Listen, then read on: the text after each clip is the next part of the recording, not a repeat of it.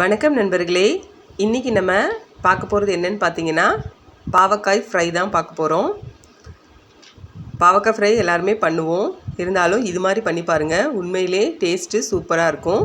வாங்க எப்படி பண்ணலான்னு பார்க்கலாம்.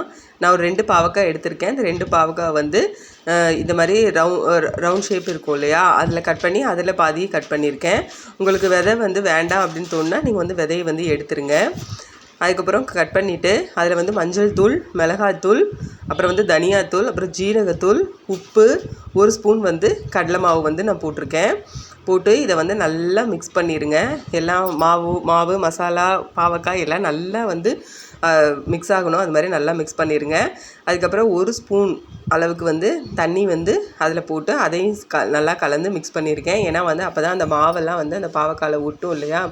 அதனால் உங்களுக்கு இந்த பாவக்காயோட கசப்பு பிடிக்கலைன்னா நீங்கள் பாவக்காய் வந்து முதல்லையே வந்து கொஞ்சமாக உப்பு மஞ்சத்தூள் போட்டு ஒரு 5 நிமிஷம் வச்சுருந்தீங்கன்னா அதில் தண்ணி விடும். அதுக்கப்புறம் பிழிஞ்சு எடுத்து கூட நீங்கள் இந்த மசாலாஸ்லாம் போட்டு நீங்கள் வந்து நல்லா வந்து கலந்துக்கிறலாம். நான் வந்து அப்படியே போட்டிருக்கேன். அதுக்கப்புறம் எண்ணெய் காய வச்சு அதில் வந்து ஜீரகம் போட்டு பொரிஞ்சதுக்கப்புறம் நம்ம கலந்து வச்ச இந்த பாவக்காய் இருக்கு இல்லையா, அதை அப்படியே தூக்கி அந்த எண்ணெயில் போட்டு நல்லா வதக்கி விடுங்க. நல்லா ஒரு 5 நிமிஷம் வந்து கை எடுக்காமல் வதக்கி விட்டுட்டு அதுக்கப்புறம் மூடி போட்டு வேக விட்டுருங்க. நடுவில் வந்து அப்பப்போ வந்து ஓப்பன் பண்ணி கொஞ்சமாக வந்து வதக்கி விட்டுட்டே இருங்க. இப்போ பாருங்கள் நல்லா வந்து வதங்கிருச்சு. இதில் வந்து நான் வந்து கொஞ்சமாக வந்து மாங்காய்த்தூள் வந்து சேர்த்துருக்கேன். உங்களுக்கு வேணால் நீங்கள் புளி தண்ணி இருக்கும் இல்லையா, அது கூட சேர்த்துக்கலாம். இல்லைன்னா வேண்டான்னா விட்டுறலாம். நான் வந்து மாங்காய்த்தூள் இருந்தனால மாங்காய்த்தூள் வந்து கொஞ்சமாக வந்து சேர்த்துருக்கேன்.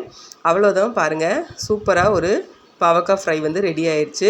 சாம்பார் சாதம், ரசம் சாதம், அப்புறம் சப்பாத்திக்கு இதுக்கெல்லாம் கூட ரொம்ப சூப்பராக இருக்கும். தயிர் சாதத்துக்கு வந்து செம காம்பினேஷனாக இருக்கும். நீங்களும் செஞ்சு பாருங்கள். செஞ்சு பார்த்துட்டு எப்படி இருந்துச்சுன்னு கமெண்ட் பண்ணுங்கள், லைக் பண்ணுங்கள், என்னோடய சேனலை சப்ஸ்கிரைப் பண்ணுங்கள் நண்பர்களே. தேங்க்யூ.